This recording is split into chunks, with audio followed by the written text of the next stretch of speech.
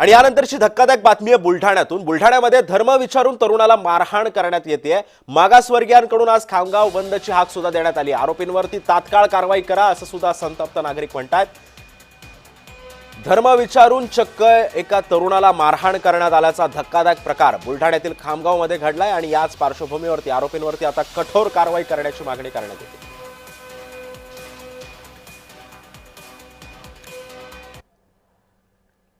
आणि या संदर्भामध्ये अधिक माहिती देतात आमचे प्रतिनिधी प्रफुल्ल खंदारे आपल्यासोबत आहे। प्रफुल्ल, बुलढाण्यामध्ये अशा प्रकारच्या घटना घडतायत, बुलढाण्याच काय तर राज्यभरामध्ये अशा प्रकारच्या घटनांना आता ऊत येतोय। नेमकं काय घडलं होतं बुलढाण्यामध्ये आणि आता सध्याची परिस्थिती तिथली कशी आहे? सिद्धेश, बुलढाण्याच्या खामगाव शहरामध्ये एका युवकाला गाय चोरीचा संशय त्याच्यावर घेतला गेला आणि त्याला चक्क त्याचा धर्म विचारला गेला।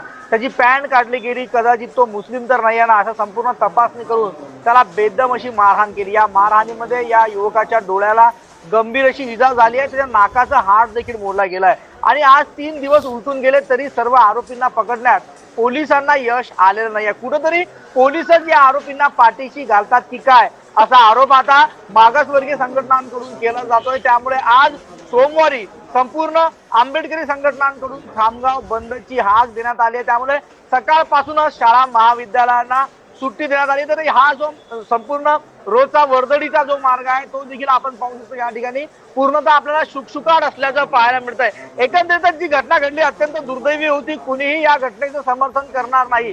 मात्र या घटनेमध्ये संबंधित जे काही आरोपी होते त्या आरोपींना या ठिकाणी मारहाण करणाऱ्या पीडितेचा धर्म विचारला, त्याची पॅन्ट काढली आणि अशी क्रूरपणे मारहाण केली की त्याच्या डोळ्याला इजा झाली, नाकाचा हाड मोडलं। यानंतरही पोलीस या ठिकाणी त्याची दखल गांभीर्याने घेत नाही आणि कुठेतरी या आरोपींना पाठीशी घात असल्याचा आरोप जो आहे तो या ठिकाणी केला जातो। त्यामुळे खामगाव बंदची हाक देण्यात आली आणि सकाळपासूनच आज संपूर्ण खामगाव शहर बंद असल्याचं चित्र आपल्याला पाहायला मिळतंय।